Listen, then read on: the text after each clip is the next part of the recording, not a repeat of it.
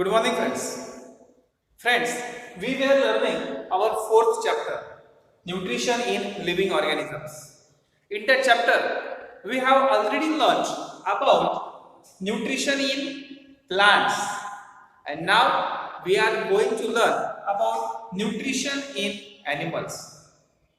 विद्यार्थी मित्रांनो, nutrition in living organisms या प्रकरणातील लिव्हिंग ऑर्गॅनिझम्स पैकी प्लांट्सच्या न्यूट्रिशनचा अभ्यास आपण आता केलेला आहे आणि आता या व्हिडिओमध्ये आपण आता त्याच्या पुढच्या भागात वळत आहोत, तो म्हणजे न्यूट्रिशन इन ॲनिमल्स, प्राण्यांमधील पोषण.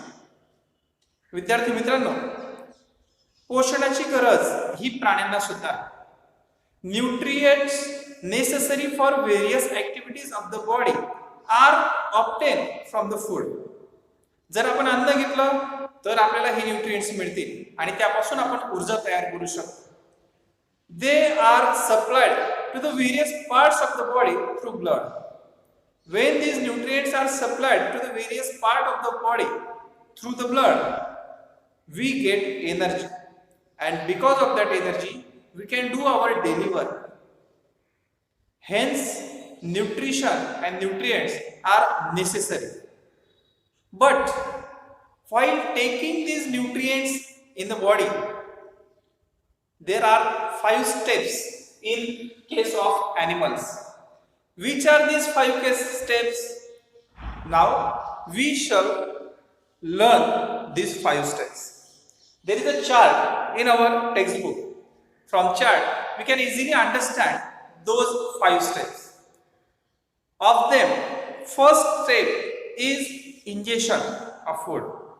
In, ते नावाचं सूत्र आहे ingestion. In म्हणजे आत घेणे. Ingestion means food is taken into the body. This is first step. अन्न आत घेणे. आपण अन्न आत कसे घेतो? आपण तोंडावाटे घास घेतो, अन्न आत घेतो. Second type of ingestion of food can be swallowing, गिळणे. काही प्राणी direct गिळतात. Another type of ingestion of food can be said as chewing, चावणे. काही प्राणी चावून आत घेतात. Hence, the first step of taking food is ingestion. Food is taken into the body. Now, second step for that nutrition is digestion. When food is taken inside the body, the process of digestion takes place in our digestive system. Hence, conversion of food into the simple soluble forms, this process is called as digestion. In the second step, that is in the step of digestion, what happens? The food we eat can be easily converted into simple substances which can be easily absorbed in blood to get energy. Third step is absorption. When digestion takes place and useful substances can absorb in blood, at the same time absorption takes place and transfer of soluble food is absorbed in blood. In the fourth step, what is the fourth step? That is assimilation. What is meant by assimilation? The utilization of absorbed food by the cells and tissues to get energy. This step is called as assimilation. In that step, the soluble food after the process of digestion is absorbed by tissues, and tissues and cells use them to get energy. This is the fourth step, that is called as assimilation. And the last, fifth stage is egestion. It means that removal of waste substances, waste products or undigested food from the body, which is also called as excretion. जे टाकाऊ पदार्थ या digestion नंतर उरलेले आहेत ते शरीराच्या बाहेर टाकणे ही 5वी प्रक्रिया आहे. And these 5 steps are included in the process of nutrition. When these 5 steps are completed, we can say that nutrition can be taken place. Friends, while learning about nutrition in plants, we learned about the types of nutrition in plants. That is autotrophic nutrition, heterotrophic nutrition, parasitic, etc. But in case of animals, there are another types. So today we are going to learn about the types of nutrition in animals. Which are the types of nutrition in animals? There are many types. First of all, we are going to learn about first type of nutrition in animal, that is holozoic nutrition. पहिल्या प्रकाराचं नाव आहे होलोझोइक nutrition. होलोझोइक nutrition कसं होतं? तर विद्यार्थी मित्रांनो, in case of unicellular organisms, unicellular म्हणजे एक पेशीय कोणते आहेत? तर चटकन सांगता येण्यासारखं उदाहरण आहे amoeba, paramecium etcetera. In case of amoeba do not have hands or mouth or teeth, then how can be nutrition takes place in amoeba? So in case of unicellular organisms, unicellular animals like amoeba, holozoic nutrition takes place. अमिबाच्या बाबतीमध्ये हात आणि पाय, तोंड कुठलाच अवयव नसताना हे nutrition कसं घडून येतं? तर होलोझोइक पद्धतीने घडून येतं. मित्रांनो, हे जर फूड असेल आणि त्याच्या बाजूला हा अमिबा असेल, तर अमिबा हे फूड आत कसं घेणार? त्याला हात पाय काहीच नाही. Amoeba surrounds the food. या फूडच्या कणाला अमिबा सर्व बाजूनी सराउंड करतो, आजूबाजूने घेतो. पुढच्या डायग्राम मध्ये आपण अभ्यासू शकतो. हळूहळू तो याच्या आजूबाजूने सर्वकडून आक्रमण करतो आणि हळूहळू या अन्नाच्या कणाला तो आपल्यामध्ये सामावून घेतो. हा अन्नाचा कण आता हळूहळू अमिबाने आपल्या आत घेतला. जे अन्न बाहेर होतं त्याला बाहेरून घेरलं, सराउंड केलं आणि हळूहळू ते अन्न त्याने आपल्या आत घेतलं. अन्नाचा कण अमिबाने सराउंड केल्यानंतर, आत घेतल्यानंतर अमिबा आणि युनिसेल्युलर ऑर्गॅनिझम्स काही एन्झाइम्स सिक्रेट करतात त्यांच्या शरीरातनं, जेणेकरून या खाद्य पदार्थाचं, या अन्नाचं डायजेशन होईल, पचन होईल. आणि पचन झाल्यानंतर ऍसिमिलेशन पण होतं. त्यांची एनर्जी मिळाल्यानंतर पुढची प्रोसेस होते वेस्ट सबस्टन्स बाहेर टाकण्याची. तर मग या वेस्ट सबस्टन्सेस बाहेर टाकण्याच्या प्रक्रियेत अमिबा काय करतो? तर अन्न पदार्थाचा हा जो वेस्ट सबस्टन्सेस असेल तो बाहेर सोडतो आणि हळूहळू परत बाहेर निघतो. सुडोपोडियाच्या सहाय्याने तो बाहेर निघतो आणि वेस्ट मटेरियल मागे सोडतो. अशा प्रकारे हात आणि पाय किंवा तोंड असे कुठलेही अवयव नसताना सुद्धा अमिबा सारखे युनिसेल्युलर ॲनिमल्स, ऑर्गॅनिझम्स होलोझोइक पद्धतीने आपले न्यूट्रिशन करून घेतात. याचीच एक चांगली डायग्राम आपल्या पुस्तकात सुद्धा विद्यार्थी मित्रांनो तुम्हाला दिसेल. पुस्तकातल्या डायग्राम नुसार तुम्हाला अभ्यासता येईल. विद्यार्थी मित्रांनो बघा, आधी सगळ्यात खालची डायग्राम की ज्याच्यात अमिबाच्या बाजूला फूड पार्टिकल आहे. वरच्या डायग्राम मध्ये अमिबा हळूहळू त्या फूड पार्टिकलला सराउंड करत आहे. आणखी वरच्या एका डायग्राम मध्ये तो जो फूड पार्टिकल आहे तो अमिबाने आपल्या आत जवळपास घेतलेलाच आहे. आणि जी सगळ्यात टॉपमोस्ट डायग्राम आहे त्यात आपल्याला दिसतंय की अमिबाने तो फूड मटेरियल आपल्या शरीरात घेतलेला आहे आणि त्याचं डायजेशन करत आहे. आणि हळूहळू डायजेशन नंतर त्यातलं वेस्ट मटेरियल आहे त्याच ठिकाणी सोडून अमिबा पुढे मूव्ह करतो. सुडोपोडियाच्या साह्याने त्याच्या हालचाल करायच्या अवयवाला सुडोपोडिया म्हणतात. त्या अवयवाने हळूहळू अमिबा पुढे निघून जातो आणि वेस्ट मटेरियल मागे सोडून देतो. म्हणजे अशा प्रकारे तो त्या पाचही स्टेप्स कंप्लीट करतो की जे आपण आता अभ्यासल्या आणि स्वतःचं न्यूट्रिशन करून घेतो. हे जे न्यूट्रिशन होतं याला म्हणतात होलोझोइक न्यूट्रिशन. हे कोणात दिसतं? तर हे अमिबा सारख्या एकपेशीय सजीवांमध्ये दिसतं, पॅरामेशियम मध्ये दिसतं. याला म्हणतात होलोझोइक न्यूट्रिशन. युनिसेल्युलर ऑर्गॅनिझम्स मध्ये त्यांच्या एकाच सेलमध्ये हे पाचही स्टेप्स घडून येतात. ज्या प्रकारे अमिबामध्ये हे होलोझोइक न्यूट्रिशन घडून येतं त्याच प्रकारे इतर युनिसेल्युलर लिव्हिंग थिंग्सच्या बाबतीत सुद्धा अशाच प्रकारचं होलोझोइक न्यूट्रिशन घडून येत असतं. विद्यार्थी मित्रांनो, प्रत्येक प्राण्याची इंजेक्शन घेण्याची, फूड किंवा अन्न आत घेण्याची ही जी प्रक्रिया आहे त्याच्यासाठी वेगवेगळे अवयव प्रत्येक प्राण्याला आहेत.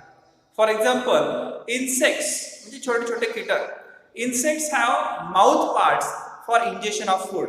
त्यांना छोटी छोटी तोंड असतात आणि त्यातनं ते आपले अन्नपदार्थ आत घेतात.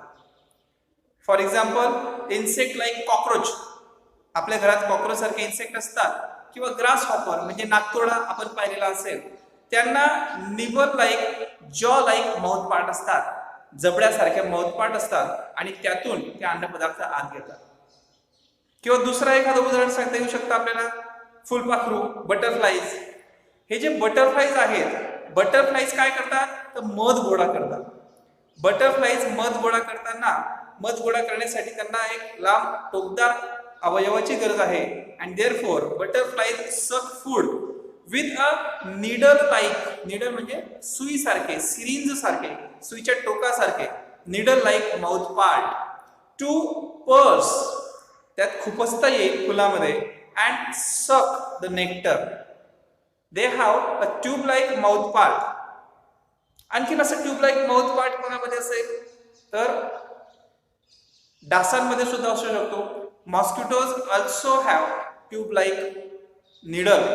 With the help of these needles, tube-like parts, they suck the blood and hence they can nourish themselves.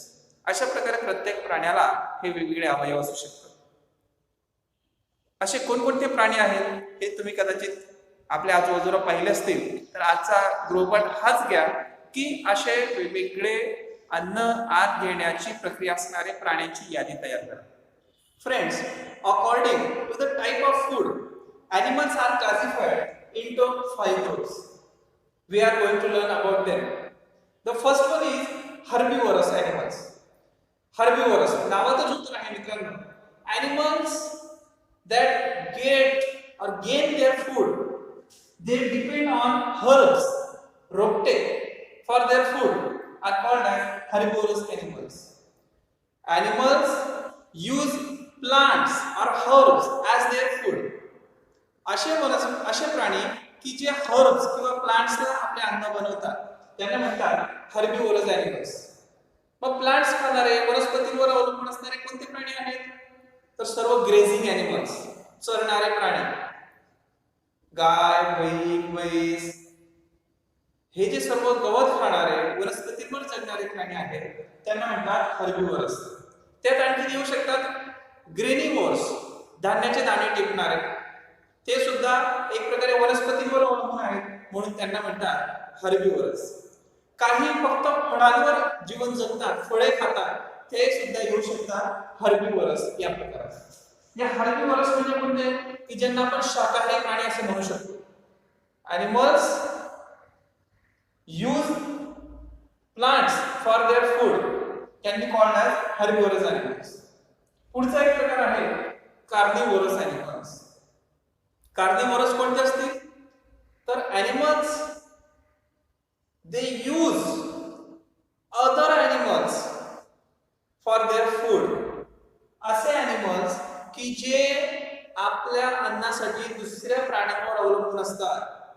ते दुसरे प्राणी कदाचित शाकाहारी असतील, पण हे कार्निवोरस प्राणी हे डायरेक्टली प्लांट्सवर अवलंबून असतात, तर प्लांट्स खाणाऱ्या प्राण्यांना ते आपलं भक्ष्य बनवतात, प्रे त्यांना बनवतात. असे जे प्राणी आहेत त्यांना म्हणतात कार्निवोरस, म्हणजेच एक प्रकारे मांसाहारी. याच्यात आपण उदाहरण देऊ शकतो वाघ, सिंह आणि इतर मांसभक्षक प्राण्यांचे. ज्या प्रकारे वाघ, सिंह हे हरणाची शिकार करतात, सशाची शिकार करतात, म्हणजे हे एक प्रकारे त्यांच्यावर अवलंबून आहे म्हणून त्यांना म्हणतात कार्निवोरस. हर्बिवोरस हे प्रत्यक्ष प्लांट्सवर अवलंबून होते, तर कार्निवोरस हे प्लांट्स खाणाऱ्या प्राण्यांना खातात, म्हणजे हे इतर दुसऱ्या प्राण्यांवर आपल्या अन्नासाठी अवलंबून आहे. तिसरा एक प्रकार आहे ओमनिवोर्स एनिमल्स. ओमनिवोर्स कोणते तर जसे हर्बिवोर्स आहेत प्लांट्सवर अवलंबून असणारे, कार्निवोर्स आहेत हे दुसऱ्या प्राण्यांवर अवलंबून असणारे, तर ओमनिवोर्स म्हणजे या दोघांचं कॉम्बिनेशन आहे.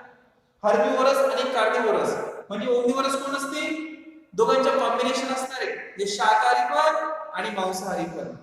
असे प्राणी की जे आपल्या आहारासाठी काही वेळेस प्लांट्सवर सुद्धा अवलंबून असतात, तर काही वेळेस ते इतर प्राण्यांच्या मांसावर सुद्धा अवलंबून असतात. ते शाकाहारी सुद्धा असतात आणि मांसाहारी सुद्धा असतात. अशा प्राण्यांना म्हणतात ओमनिवोर्स. याचं एक चांगलं एक्झाम्पल देता येऊ शकतं, ते म्हणजे स्वतः आपण ह्युमन बीइंग्स, आपण वनस्पतींवर सुद्धा अवलंबून आहोत आणि आपल्यापैकी काही ह्युमन बीइंग्स, काही लोक मांस सुद्धा खातात, इतर प्राण्यांची शिकार करून खातात, नॉनव्हेज जे खातात त्यांच्याबद्दल मी बोलत आहे. म्हणजे ह्युमन बीइंग्स हे कशात म्हणू शकतात, तर ओमनिवोर्स मध्ये म्हणू शकतात. विद्यार्थी मित्रांनो, हर्बिवोर्स म्हणजे शाकाहारी, प्लांट्सवर अवलंबून असणारे. कार्निवोर्स म्हणजे मांसाहारी, शाकाहारी प्राण्यांना खाणारे किंवा मांसावर अवलंबून असणारे. ओमनिवोरस कोणते, की हे दोघी शाकाहार आणि मांसाहार दोघांचा स्वीकार करणारे. पुढचा एक प्रकार आहे स्कॅव्हेंजर्स. स्कॅव्हेंजर्स याबद्दल आपण मागच्या व्हिडिओमध्ये शिकलेलो आहोत. स्कॅव्हेंजर्स म्हणजे एक प्रकारचे स्वच्छता दूत, असे प्राणी की जे मेलेल्या प्राण्यांच्या शरीरावर आपले भूक भागवतात. उदाहरणार्थ, आकाशात फिरत असणारे गिधाड आपण पाहतो की जे मेलेल्या प्राण्याच्या शरीरावर जाऊन लचके तोडतात आणि त्याचं मांस खातात. असे जे प्राणी आहेत त्यांना म्हणतात स्कॅव्हेंजर्स. हे एक प्रकारचे स्वच्छता दूत आहेत आणि ते स्वच्छता करतात. मेलेल्या प्राण्याच्या शरीरावर जो अवलंबून आहे, animals that get their food from the dead bodies of other animals are called as scavengers. आणि शेवटचा प्रकार आहे डिकंपोजर्स. डिकंपोजर्स मध्ये मायक्रो ऑर्गॅनिझम्स मोडतात की जे मेलेल्या प्राण्याच्या शरीराचं विघटन घडवून आणतात, त्याचं डिकंपोजिशन घडवून आणतात. अनेक प्रकारचे मायक्रो ऑर्गॅनिझम्स यात मोडतात. हे ते 5 प्रकार आहेत जे ॲनिमल्सचे पडतात अन्न घेण्याच्या पद्धतीवरून. Friends, now we are going to learn about the next type of nutrition in animals, that is saprozoic nutrition. Saprozoic nutrition म्हणजे काय मित्रांनो, तर हा न्यूट्रिशनचा असा प्रकार आहे ज्या प्रकारात प्राणी आपल्या पर्यावरणातील किंवा आपल्या परिसरातील मेलेल्या प्राण्यांच्या शरीरातून विशिष्ट ऑर्गॅनिक लिक्विड मटेरियल ऑब्झर्व करतात आणि त्यातून आपले न्यूट्रिएंट्स मिळवतात, त्यातून आपले पोषण मिळवतात. ही जी त्या प्राण्यांची पोषण मिळवण्याची पद्धती आहे तिला म्हणतात सॅप्रोझोइक न्यूट्रिशन. मासे कोणकोणते प्राणी आहेत बरं, तर उदाहरणादाखल आपल्याला सांगता येऊ शकतं हाऊस फ्लाईज, घरातल्या माशा, किंवा ॲन्ट्स म्हणजे मुंग्या, किंवा स्पायडर्स म्हणजे घरातले जे कोळी असतात आपण पाहतो स्पायडर्स, ते सुद्धा याच प्रकाराने आपलं पोषण मिळवतात. यांच्या पोषणाच्या प्रकाराला म्हणतात सॅप्रोझोइक न्यूट्रिशन. मग सॅप्रोझोइक न्यूट्रिशन हे इंग्रजीत कसं सांगू शकतो आपण, याची डेफिनेशन कशी होऊ शकते, तर animals which obtain their nutrients by absorbing the organic liquid material from the dead bodies or from their environment. This type of nutrition is called as saprozoic nutrition. For example, houseflies, ants, spider, etc. हा प्रकार याला म्हणतात saprozoic nutrition. आला मित्रांनो लक्षात? Now we are going to learn about the nearby last type of nutrition, that is parasitic nutrition. Parasite हे आपण वनस्पतींच्या बाबतीत शिकलेलो आहोत. पॅरासिटिक न्यूट्रिशन म्हणजे काय, तर न्यूट्रिशनचा असा प्रकार ज्या प्रकारात प्राणी अन्न मिळवण्यासाठी दुसऱ्या प्राण्यांवर अवलंबून असतात, जे स्वतः अन्न मिळवत नाहीत, दुसऱ्या प्राण्यांवर आपले अन्न मिळवण्यासाठी डिपेंडंट असतात, दुसऱ्या प्राण्यांचं अन्न ते स्वीकारतात, त्यांना म्हणतात parasitic nutrition. Animals that obtain their food from other animals and animals that are only dependent on other animals for their food are called as parasitic animals, and this type of nutrition is called as parasitic nutrition. हे जे parasitic nutrition आहे, परपोषी, दुसऱ्यावर अवलंबून असणे, दुसऱ्या प्राण्यावर आपल्या अन्नासाठी अवलंबून असणे, हे जे पोषण आहे याला म्हणतात पॅरासिटिक न्यूट्रिशन. मग दुसऱ्या एखाद्या प्राण्यावर आपल्या अन्नासाठी अवलंबून असणे म्हणजे परपोषी असणे, यांचे सुद्धा 2 प्रकारात वर्गीकरण केले जाते. There are 2 types, that is ectoparasitic animals and endoparasitic animals. याबद्दल आता आपण जाणून घेऊया. एक्टोपॅरासिटिक एनिमल्स म्हणजे कोणते एनिमल्स, की जे ॲनिमल्स आपलं अन्न मिळवण्यासाठी दुसऱ्या प्राण्यावर अवलंबून असतात, पण ते त्या दुसऱ्या प्राण्याच्या शरीराच्या पृष्ठभागावर जाऊन आपलं अन्न मिळवतात, अशा प्राण्यांना म्हणतात एक्टोपॅरासिटिक. याचं एक चांगलं उदाहरण आपल्या ग्रामीण भागात आपण बघू शकतो. ग्रामीण भागात गाई, बैल, म्हैस आणि इतर सर्व गुरांच्या अंगावर छोटे छोटे गोचीड नावाचे प्राणी असतात. हे गोचीड काय करतात, तर ते गाई म्हशींच्या अंगावर असतात आणि त्यांच्या शरीरातून रक्त शोषून घेतात, अब्सॉर्ब करतात. म्हणजे गोचीड हा प्राणी गाय, बैल, म्हैस इतर गुरांवर अवलंबून आहे आपल्या अन्नासाठी. पण हे अवलंबून असताना तो त्यांच्या शरीराच्या आत जात नाही, त्यांच्या शरीराच्या बाहेर राहून तो आपला अन्न मिळवतो. हा जो प्रकार आहे याला म्हणतात एक्टोपॅरासिटिक न्यूट्रिशन. मग हे एक्टोपॅरासाइट्स कोण आहेत, तर याचं ह्युमन बीइंग्सला त्रास देणारं उदाहरण सांगता येऊ शकतं, ते म्हणजे बेडबग्स. बेडबग्स म्हणजे ढेकूण. आपण झोपेत असताना जर आपल्या अंथरुणावर ढेकूण असते तर ते ढेकूण आपल्या शरीरावर येतात आणि रक्त अब्सॉर्ब करतात, ब्लड अब्सॉर्ब करतात आणि स्वतःचं न्यूट्रिशन करून घेतात. हा जो प्रकार आहे याला म्हणतात एक्टोपॅरासिटिक न्यूट्रिशन. हा परपोषी आहे, पॅरासिटिक आहे, तो दुसऱ्यावर अवलंबून आहे, दुसऱ्यावर आपल्या अन्नासाठी अवलंबून आहे. बेडबग आपल्या रक्तावर अवलंबून आहे, पण तो शरीराच्या बाहेर, आपल्या शरीराच्या बाहेरच राहतो, म्हणून त्याला म्हणतात एक्टोपॅरासाइट. एक दुसरा प्रकार आहे तो म्हणजे एंडोपॅरासाइटिक.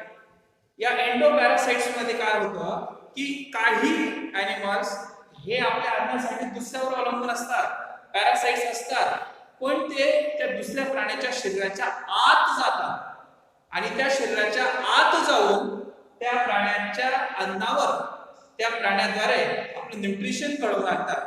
याला म्हणतात एंडोपॅरासिटिक प्लांट्स. याचं एक चांगलं उदाहरण सांगता येऊ शकतं. आपल्या शरीराच्या आत आतड्यांमध्ये असलेले जंत, आपल्या शरीरात जंत असतात, हे जंत शरीराच्या आत जातात आणि त्यांचं न्यूट्रिशन घडवून आणतात. म्हणजे ते काय झाले, पॅरासिटिक तर आहेतच, ते आपल्यावर अवलंबून आहेत, पण ते पॅरासिटिक शरीराच्या आत जातात, म्हणून त्यांना म्हणतात एंडोपॅरासिटिक प्लांट्स. याचे एक्झाम्पल सांगता येऊ शकतात.